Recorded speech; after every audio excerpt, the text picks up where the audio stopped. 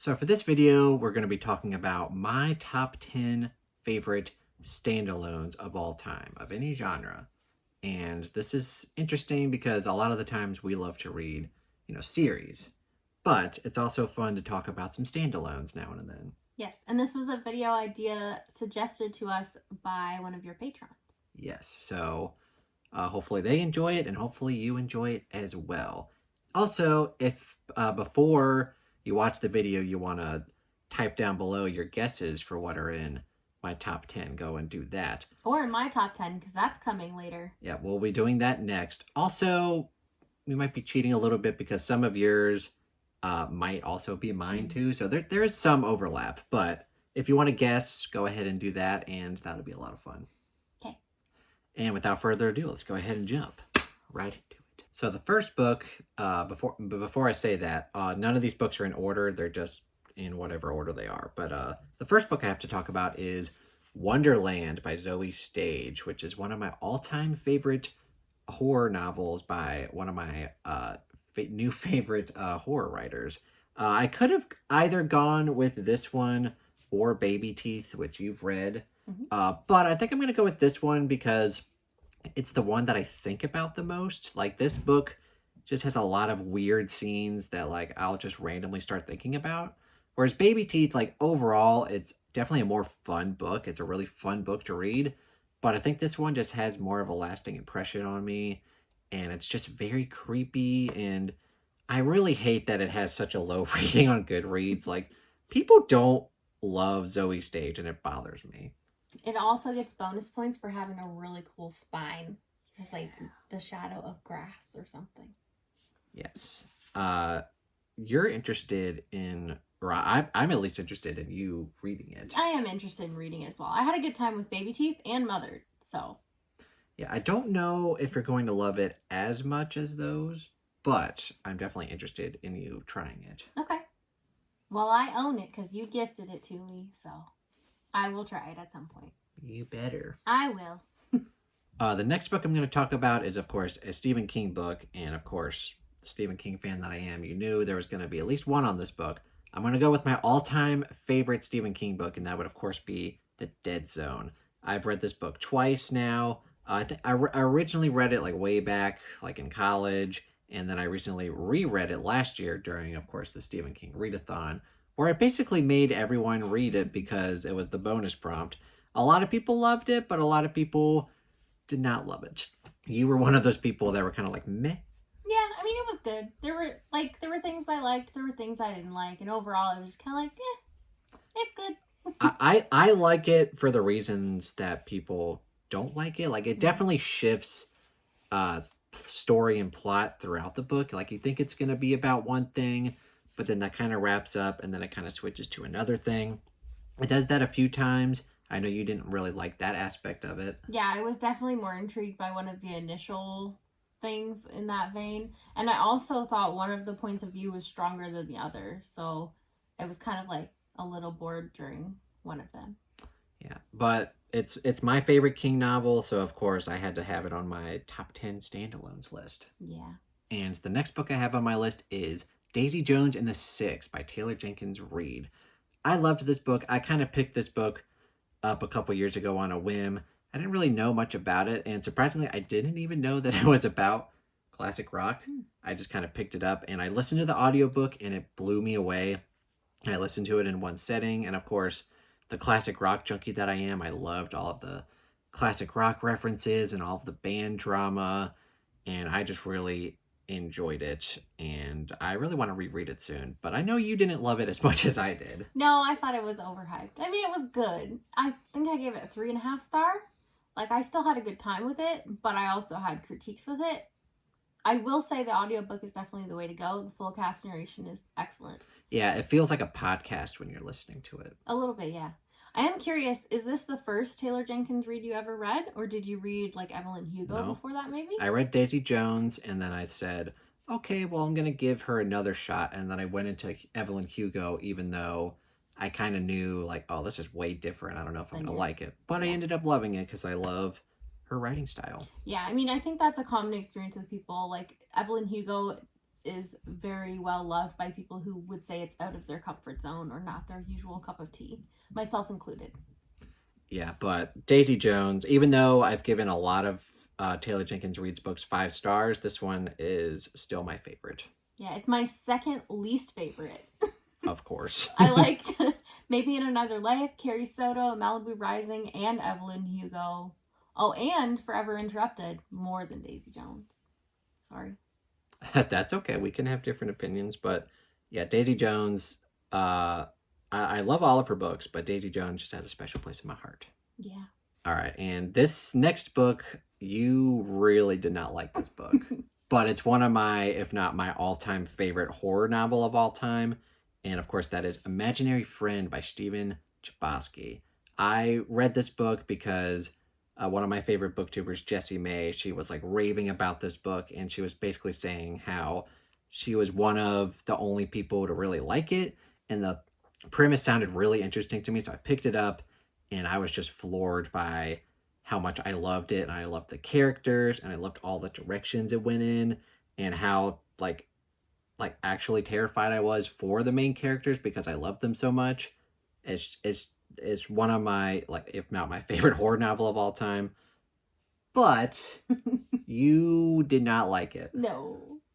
I actually read it because we had a book bet and you won the challenge that round, and that was your pick for me to read. The reason I didn't have as good a time with it is because I didn't feel like the horror elements were very tangible. I didn't feel like I had a very good sense of what was happening, or like why I should feel as afraid as I was meant to, because I didn't really get a sense of like, okay, what's actually happening. And I also noticed, like, I buddy read it with Justin, and there were a couple sections where we interpreted something completely differently, and then I went back and looked at the actual text and realized, hey, this could be interpreted either way. So like there's some things in the writing that I didn't love either. Like I wish it had just been more straightforward. I disagree. But that's okay. I loved it, and I'll probably reread it eventually. And I understand your complaints. Like, you're definitely more, you just want a straightforward story. I want my horror to be more tangible. I want to feel what it is the character's feeling. I want to be afraid for them and like know why I'm afraid for them. Well, I mean, Yeah. to be fair, that's why I love the book, is because I was afraid for the characters, and I'm definitely a character-driven reader, and this book definitely felt like a Stephen King book to me, where he kind of hones in on the characters, makes you feel for them, and then he puts them through the ringer, and that's why I love the book. Yeah. It's paced a little bit more slowly than I would like as well. I mean, it's a 700-page book. Yeah. But yeah, it's okay that you don't like it. I'll read it. All right. You can keep that one. Next book on the list is by another one of my all-time favorite authors, and that'll be Then She Was Gone by Lisa Jewell. And I've pretty much loved everything by her, but this is the first one that I read by her, and I didn't really know anything going into it, and I was just floored by where the story went and how she wrote her characters and just the atmosphere she creates with the story. I just fell in love with this book, and I know you've read it too. Yes, and I will say I agree that it is the best Lisa Jewell book of the ones I've read, but I have very mixed experiences with her as an author. Like that one I gave 4 stars, and then I've also given a book of hers 2 stars. So yeah. I had never really quite read a book like that, and for Lisa Jewell, I don't really read her because of the mystery. Like, I'm not reading it to have like this ultra mega twist that like blows your mind. Like, I love the characters and the atmosphere, and that's why her books are so good for me. Yeah, and I will say I predicted the ending like reveal of this one. Yeah. So I would say, yeah, if you're the kind of thriller reader that wants to go in and have it be completely unpredictable, maybe Lisa Jewell isn't the right author for you. Like, she's more about the atmosphere and the unsettling feelings. Yeah, I would agree with that. I loved it, and yeah. Next book on the list, I know you have zero interest in reading, and that would be because it is Hardboiled Wonderland and the End of the World by Haruki Murakami. Again, there's a pattern here. Like, I go into books not really knowing a lot about them, and this wasn't the first Murakami book I had read. I had read a few others before this one, so I kind of knew what to expect a little bit with his writing style, but just the direction it went in. So it's got like a dual perspective, and you're trying the whole story. You're trying to figure out how these connect because one of them takes place in the real world, and then the other one takes place in sort of like a fantasy world, and you're not really sure how they converge until near like halfway point. Like you're kind of getting a glimpse of what it is, and by the end, you kind of realize it. And for me, it was mind blowing, and I really thought he did a good job with it. And it's one of my favorites. But I know you're not into magical realism. No. Have anything else to say? No. You just know. Just no. Well, I loved it. I gave it 5 stars. It's still my favorite Murakami, even though I've read several of his books. Again, I want to reread it eventually, and I love it. And I'm gonna make you read Kafka on the Shore, which I know you're just gonna love, right, baby? Yeah. You're Well, you love know what? it. I am going to try, and we are going to buddy read it. Yes, I still haven't read it. The whole reason we're doing this is because you wanted to make me read Golden Sun, which I read and I did not like. But it wasn't DNF worthy like you did the first time. I mean, I wish I would have DNF'd it. No. Yes. I gave it 2 stars, but like it's just not for me. I feel like you would actually like book 3. Hear me out. I know you're gonna be like, no. But hear me out, hear me out. Book 3 is a lot of focus on the people around Darrow. And it's still in Darrow's perspective, but it's just a lot more of the side characters. I have 0 interest, baby. Well, you're a strange one. Well, you're going to give Kafka on the Shore a shot. Yes. You're probably not going to like it, but I just want to make you read it. Yeah, you know what? I'm always game for trying things outside of my comfort zone, even if I don't think I'm going to like it, because sometimes things surprise me and I change my mind. You know, like there is one magical realism book I have liked, and it's because it had like a magical realism element, but then it also had another element of magic that had like some loose logic to it. And so I'm like, okay, I can at least get on board with that because there's something to make it logical. So yeah, I mean, it's not like it's a given that I will hate every magical realism book. It's just when I hear that, I'm immediately like, oh, it's probably not for me. It's an anti-buzzword. Yeah. I get it. But anyway, Hardboiled Wonderland. I love it. The next book on my list is Flowers for Algernon by Daniel Keyes. Now, this is a sci-fi classic, not like a real old book. I think it was written in the 60s. It's essentially about a person, and you get a story through epistolary style where they're writing the whole book through diary entries. And it's very interesting because you realize that this person is being basically experimented on. These people are giving him pills to take that are supposed to make him smarter. And it's very smartly written in that the letters at the very front, you can see it's just riddled with spelling errors and grammatical errors. And then as he starts to get smarter, the letters get progressively better. And it's basically just about the pros and cons of becoming smarter and more intelligent and how his life changes because of that. And it's one of the most sad and depressing books I ever read. It's got a very bleak ending, but I think you might like that aspect of it. Yeah, probably. You know, I like books where you don't always have happy endings. I mean, some of my favorites are like dark or grimdark even, so. Yeah, it's a very hard-hitting book, and if you're going to do it on audio because you can really get the emotion through it that way. But yeah, it's one of my favorites. Would you recommend audio only though because of how you described the writing style about how like it has a bunch of spelling mistakes and stuff? Because you may not pick up on that on audio depending on who the you'll narrator pick it up because the narrator Okay. can kind of make it seem that way. Okay. But it is a very good immersion read too. Okay. Next book on my list is Tender is the Flesh by Augustina Batrica. Hopefully I'm saying that name right. This book was incredible. It might go down as my favorite read of 2023. I know it's early, but it was just incredible. It's just a little 200-page horror dystopian where basically cannibalism is commercialized. And that's basically the main thing you should go into it knowing. And you're basically just following this character who works in cannibalism in one way or another, and you find the world building in this book is very good because the author really explores how the world would function and how it would look like if basically all meat in the world is tainted essentially and people have to resort to eating human flesh. And I thought it was brilliant. So I haven't read this one yet, and I'm kind of torn whether I want to. And I think it's because, like, my background, I grew up on a farm where we raised and slaughtered our own animals. And I'm thinking, like, as a kid, I was always like, okay, well, whatever gore, whatever, if it's an animal, it's fine. But if it's a human, I get, like, eh. So I'm kind of wondering if maybe, like, because I'll have those memories and those, like, visuals to go along with like what it actually looks like to butcher your own meat and then like apply that to humans, knowing that I'm kind of like, do I really want to read this? But I think I should at some point. I feel like I can handle it. Like I'm pretty good to handle most things. I will say it's definitely one of the more disturbing books I've ever read because of that. And definitely with your background in that stuff, it would be interesting for you to read it. Yeah. The next book I have to talk about is Krampus by Bram.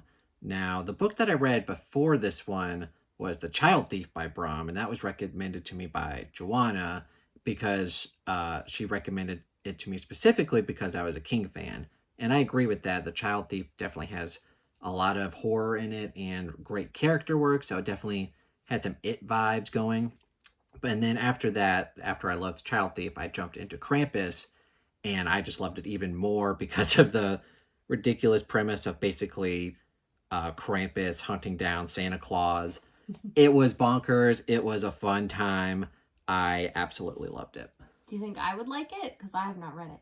You would like it, I think. Okay. Hopefully. It's got some dark moments. It's got some great action.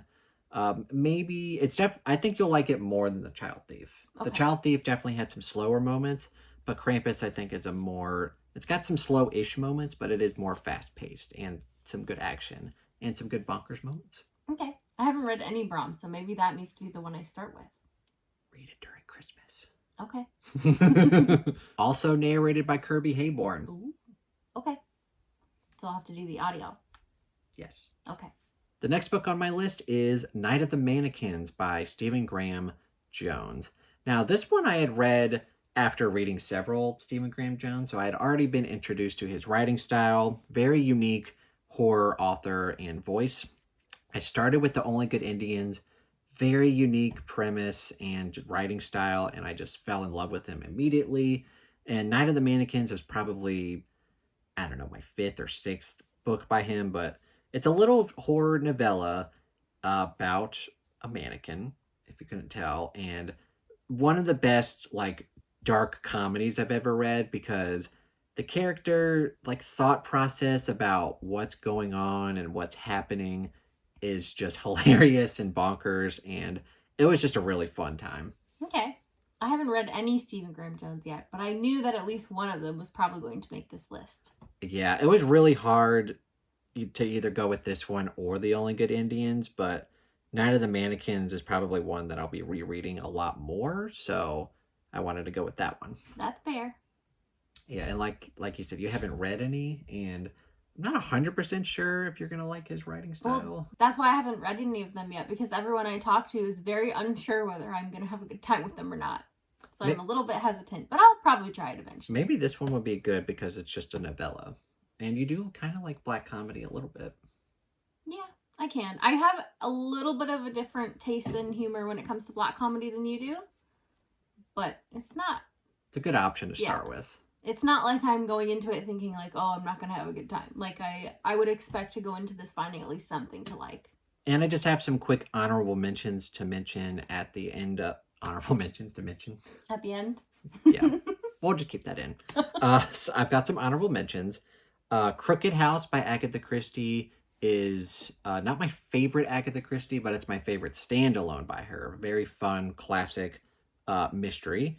I've also got The Picture of Dorian Gray, which is probably my favorite classic of all time. Like, definitely like pre-1900. I think this was like 1890s. A lot of the times classics don't really read that well, but this one was definitely digestible, and the story was actually very good. I predict that might change once you read Count of Monte Cristo. that is definitely on my bucket list. Okay. And then my last one I have to mention is The Push, which I loved that book, and I loved how like visceral that book was, and it like made me very sick to my stomach reading some portions of it. That one's not on my official list just because that one will probably not be reread as much by me. That's fair. It's very memorable. Like, I don't feel like it's the kind of book you really need to reread. It's more about like the unsettling feelings. Just the unsettling feelings. Yeah. Yeah. It's kind of one of those books that I think would be more well liked if it was marketed differently than it is. All right, so that was my top 10 standalones.